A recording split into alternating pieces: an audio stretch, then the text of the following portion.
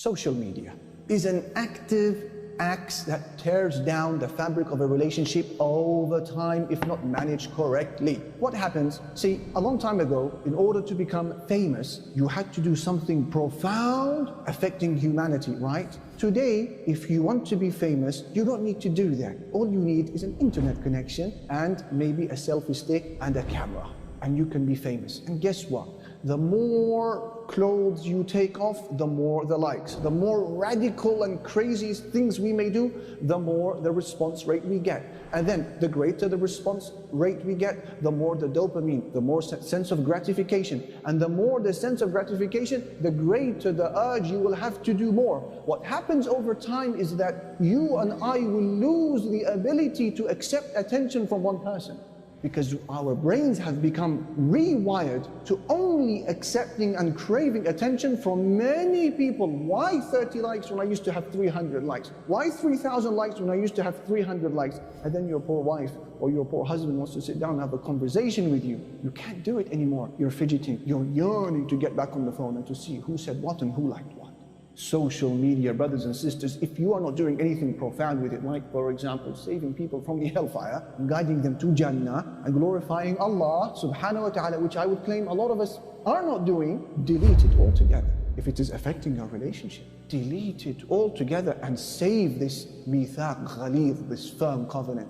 Brothers and sisters, in terms of reviving the concept of mawadda, we can stop showing the world the happiness in our married life. Brothers and sisters, stop showing the world about the happiness that you are experiencing as a husband or wife. The world doesn't need to see the photos of your marriage. And if your husband, your sister has bought you a huge bouquet of flowers, you don't need to show the world on Instagram that your hubby has just got you some flowers. Because you're telling me from those 500 people you have as your friends, or maybe the 5,000 still, none of them are unmarried, none of them envy you for where you are at. You are saying to me that none of them are married but are not suffering as married men or women? And then they see now this carefully filtered photo that you have uploaded, and they're thinking, what about me? Don't you fear that an eye may affect you, because the evil eye is real? Now, we don't want to take this to paranoia, brothers and sisters, but I don't doubt that many of the sudden breakdowns of relationships that seem completely unexplainable are due to the ayn. Ahmad narrates in his Musnad, and Al-Hakim in his Mustadrak, that the Messenger sallallahu alayhi wasallam said, إِذَا رَأَى أَحَدُكُمْ شَيْئًا أَعْجَبَهُ فَلْيُبَرِّكْ فَإِنَّ الْعَيْنَ حَقٌّ. If any of you sees something that he admires, let him make dua for barakah, blessing, Allahumma barik lahu, or something like that. He said, because the eye is real. The eye is real. And Abu Nu'aym narrates in his Hilya with a Hasan chain of narration, as mentioned by Nasiruddin al-Albani, that the Messenger sallallahu alayhi wasallam said, إِنَّ الْعَيْنَ لَتُدْخِلُ الرَّجُلَ الْقَبْرَ وَالْجَمَلَ الْقِدْرَ. The evil eye can take a camel to the pot and can take a man to his grave.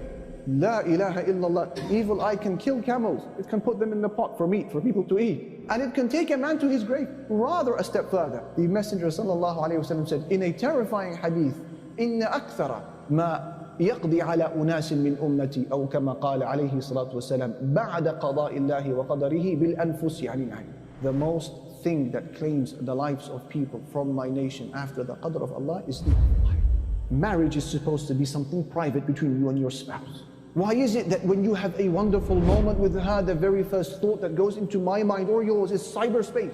What's the best filter for this image? How am I going to get those envious eyes to look at me?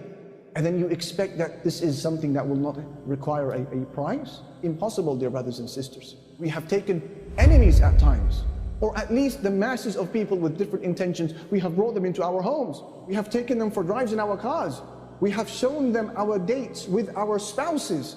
We might as well pack them a suitcase. Allah subhanahu wa ta'ala wants you to cover this, dear brothers and sisters, and only show it perhaps to those few people who you know want good for you. And at times, it doesn't need to be somebody who hates you to affect you with the eye. It could be purely admiration, but they don't say the right things, and then you are stuck. Don't put yourself, dear brothers and sisters, in this corner. Put yourself outside of harm's way, and that means cover the khair that Allah Almighty has given you. Rethink your social media now as we are speaking to one another. And say the adhkar, the morning and evening remembrances, and undoubtedly this is sufficient protection. أَلَيْسَ اللَّهُ بِكَافٍ عَبْدَهُ. Allah is certainly sufficient for His son.